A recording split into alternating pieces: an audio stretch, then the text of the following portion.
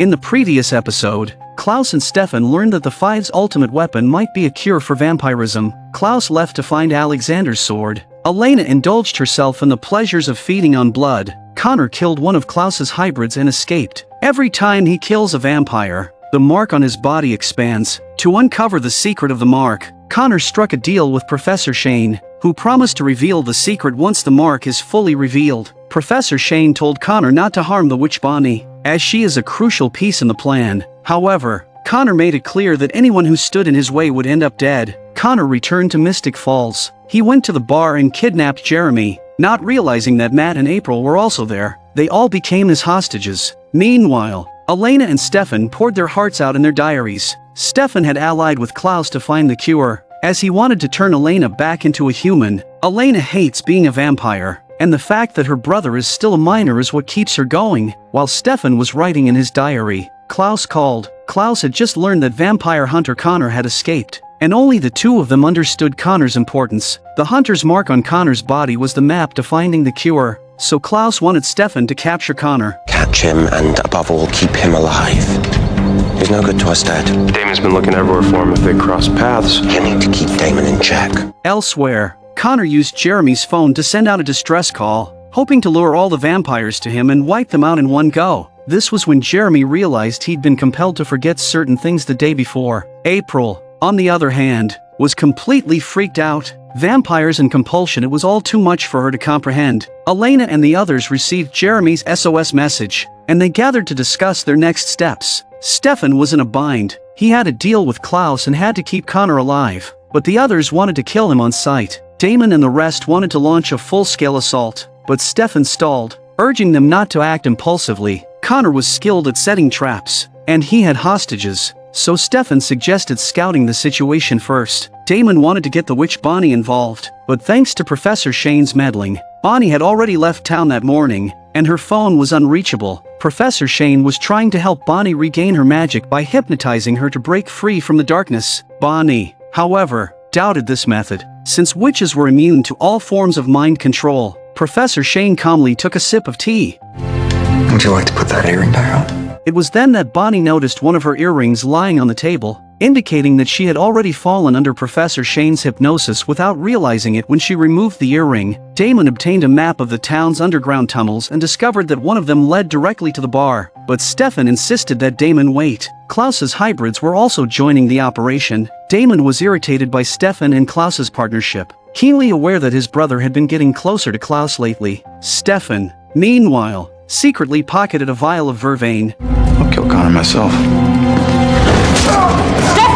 Stefan was trying to protect his brother while also ensuring that his own plan wouldn't be disrupted. Elena had no choice but to trust him. Meanwhile, Caroline went to find Tyler and discovered a female werewolf, Haley. Haley's hostility and jealousy made Caroline realize that Tyler was hiding something from her. In the living room, Tyler got into a heated argument with a hybrid named Dean. The reason was that Klaus had ordered Dean to attack the bar head-on without fighting back, which was basically a suicide mission, and Dean was frustrated. Klaus had always treated them like precious assets, but now the vampire hunter's life was somehow more valuable than theirs. But because of the sire bond, Dean was unable to disobey Klaus's orders. Tyler was the only hybrid who had broken the sire bond, and he used his own experience to encourage his fellow hybrids to do the same. Dean, however, was skeptical and demanded that Tyler call Klaus to prove it. Meanwhile, Klaus finally unearthed Alexander's sword. He received a phone call from Tyler. Although Tyler had broken the sire bond, Klaus held leverage over him due to Tyler's infidelity to Caroline,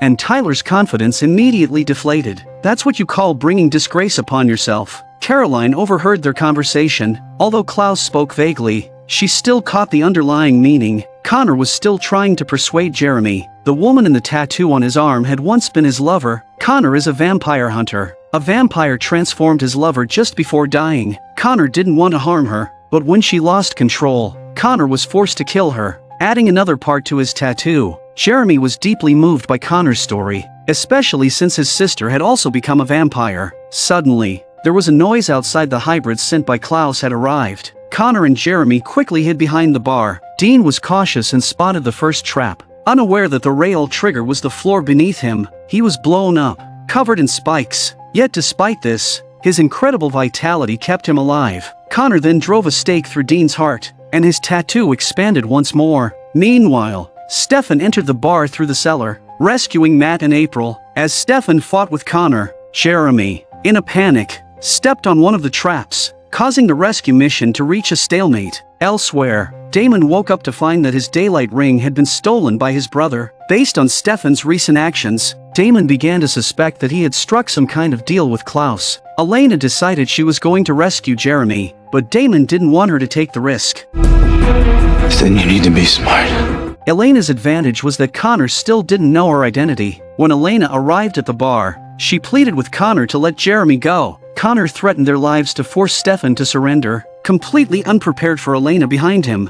As Stefan rose, Elena attacked Connor, but Connor's gun accidentally fired, hitting Jeremy. Stefan saved Jeremy just before the explosion and then helped Elena out of the situation. What puzzled Elena was that Stefan didn't say a word before dragging Connor away. Elena quickly used her blood to heal Jeremy, and from him, she learned about the hunter's mark and that someone had erased an entire day of his memories. Elena was both shocked and furious upon hearing this. I think I know who. Stefan, meanwhile, dragged Connor through the tunnel to escape, only to find Damon blocking his path. Damon, without his daylight ring, had endured quite a bit to get there. To free his hands to fight his brother, Stefan was forced to let Connor go. The two brothers got into a fierce fight, with Damon firmly gaining the upper hand. Cornered, Stefan had no choice but to reveal the truth about the cure. The hunter's tattoo was the map. Damon was stunned. Vampires could turn back into humans. In that moment, he finally understood his brother's intentions. The fleeing Connor had his neck snapped by Elena,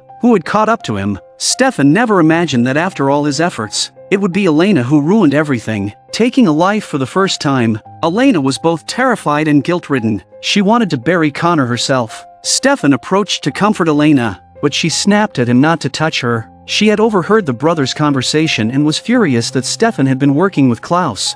You said you were gonna protect Jeremy. Keep me from this. Everything Stefan had done was for Elena, but he didn't defend himself. Damon, understanding his brother's intentions, stepped in to mediate, explaining that the situation was more complicated. He told me to kill him.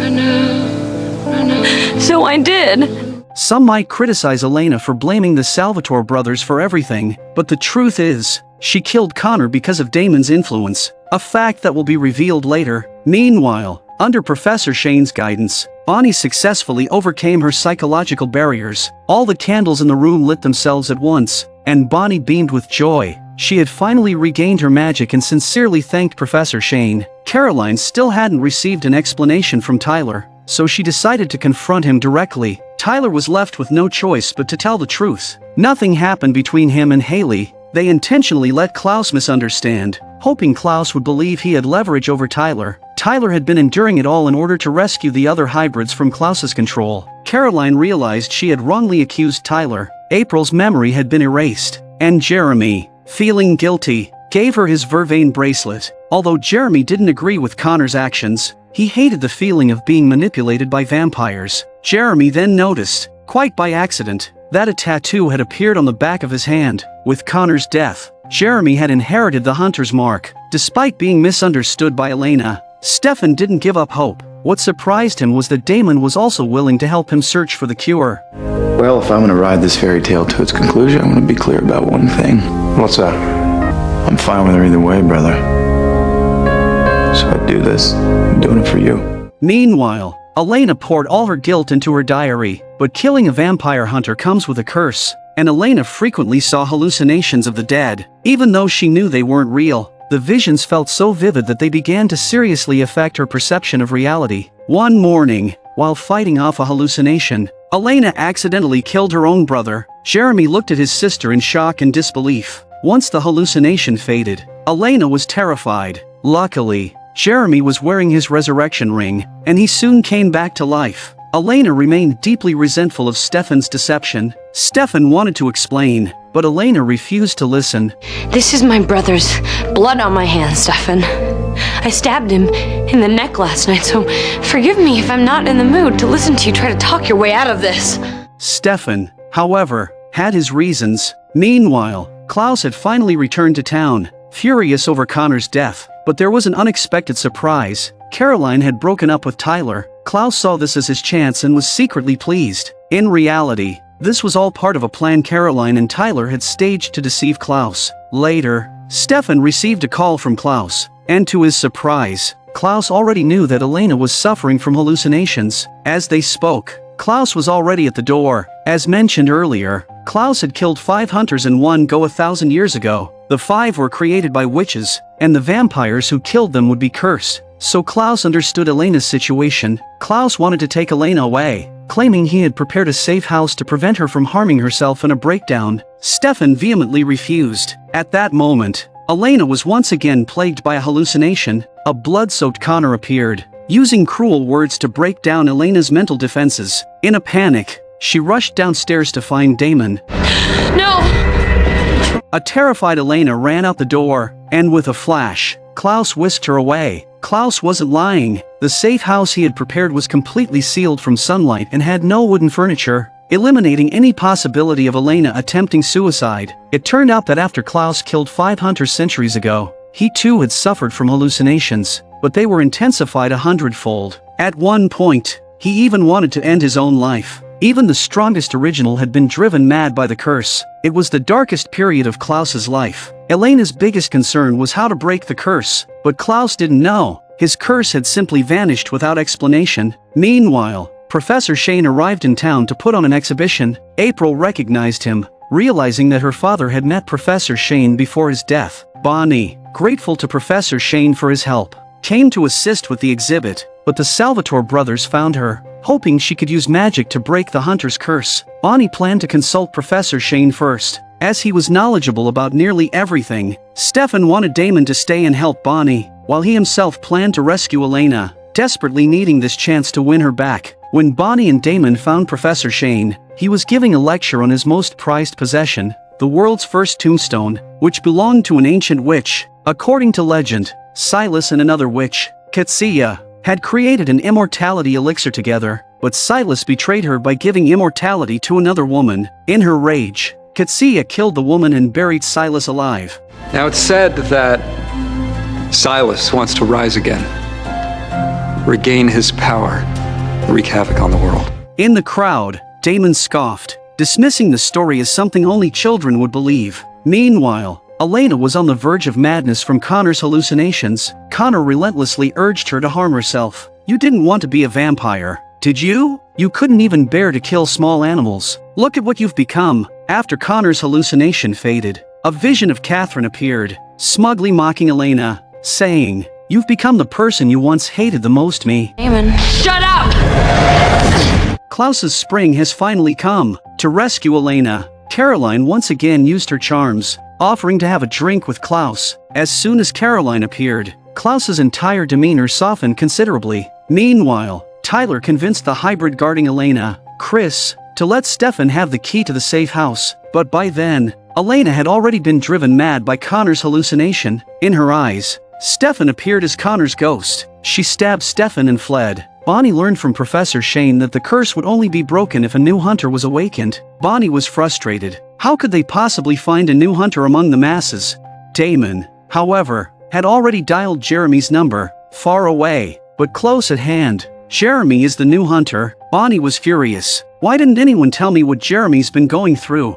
Jeremy rushed to help. Bonnie explained to Jeremy, to break Elena's curse, you have to kill a vampire. Without hesitation, Jeremy agreed. At that moment, Damon received a call from Stefan, who informed him that he had lost Elena. Damon then told Stefan how to break the curse, but where could they find a vampire? Stefan set his sights on the hybrids. However, they needed Klaus's permission, so Stefan asked Caroline to persuade Klaus to sacrifice one of his hybrids. When Klaus found out, he flew into a rage. Each of these remaining hybrids is my family, my beloved, my brothers and sisters. Elena's many wrongdoings flashed wildly through her mind, as the hallucinations of Connor and Catherine continued to taunt and curse her. Unknowingly, Elena arrived at Wickery Bridge, the place where she had nearly died twice before. Anxiously, Elena walked to the edge of the bridge. Suddenly, all the insults stopped, and a familiar voice whispered in her ear. I know what you're going through. This bridge is where your life should have ended. A vision of her adoptive mother spoke in the gentlest tone, urging Elena to embrace death. When the sun rises, all the pain will end. Come join us. At that moment, Elena's defenses finally crumbled. She removed her daylight ring and tossed it into the river. By this time, the sky was already lightening with the first hints of dawn. Damon had found Elena. He knew that if she was going to end her life, there was no place more fitting than here. Damon tried to talk Elena down, but then he noticed that her ring was missing, and the sun was about to rise. At the same time, Chris, the hybrid, was preparing to leave town. After all, he had disobeyed Klaus's orders by letting Elena go. But to his surprise, Klaus had returned earlier than expected. Tyler panicked. He had promised Chris that he would help him break the sire bond and regain his freedom. Klaus was furious with Chris for failing to do his job. Tyler and Haley scrambled to take the blame and try to intercede for Chris. To their surprise, Klaus seemed unusually forgiving. Klaus told Chris to understand his place. Your existence is to serve me and please me. When Klaus told Chris to leave, Tyler and Haley breathed a sigh of relief. But they didn't realize that Klaus had already abandoned Chris. Stefan and Jeremy were waiting outside. Lying in ambush, Stefan stabbed Chris, and Jeremy finished the job by beheading him with an axe. The tattoo on Jeremy's arm began to expand, marking his full awakening as a hunter. At the same time, Connor's hallucination vanished, and Elena regained her sanity. Damon's heart, which had been in his throat, finally eased. But by then, the sun had already risen. When Elena awoke, she found her daylight ring back on her finger. It took Damon a long time, but he finally managed to fish it out of the river. Now that Elena was distancing herself from Stefan and Damon had come to her rescue in her time of need. This should have been the perfect opportunity for Damon to win her heart. But instead, Damon did something noble yet frustrating. He cleared things up for his brother. Elena finally learned that the reason Stefan had been working with Klaus was to find the legendary cure for vampirism. He wanted to give Elena her human life back. Elena was deeply moved. Though Damon had once again pushed Elena toward his brother, it hurt him deeply. To drown his feelings, he went to the bar to drink, but every time, he ordered 2 seats and 2 drinks. Meanwhile, Matt had been spending more time with April, and through her, he discovered Pastor Young's phone records. He found out that Pastor Young had called the same number every day before his death. On the day of the explosion, Pastor Young had called that number over 10 times. This is Professor Atticus Shane. Professor Shane had completely won Bonnie's trust. Knowing that Connor was dead, he now sought to extract the identity of the new hunter from Bonnie. But let me just say one thing. Chris's death left Tyler devastated. To others, the hybrids were just Klaus's minions, but from Tyler's perspective, he had sacrificed one friend to save another. Caroline came to comfort Tyler, but he lashed out at her, angry because it had been Caroline who convinced Klaus. Still, there was one thing Tyler couldn't understand. How did you even get Klaus to agree to give up one of his hybrids? I agreed to go on a date with him. Caroline had agreed to go on a date with Klaus just to save Elena. What had once been a fake breakup to fool Klaus was now starting to feel all too real. Even though Damon had cleared up the misunderstanding between Stefan and Elena, they both knew that after everything that had happened, some things would never go back to the way they were. Elena finally admitted her feelings for Damon. She didn't want to keep lying to herself or to Stefan. Stefan, who had been pretending to stay calm, finally broke down. He knew exactly what the problem was. Elena's emotions were magnified after she became a vampire, including her feelings for Damon. Stefan's words made it clear that this time, he wasn't giving up. Elena didn't encourage him, but she didn't reject him either. They both fell into silence. After many twists and turns, Elena's emotional indecision has brought the Salvatore brothers back to the same starting line. Elena is indeed just like Catherine,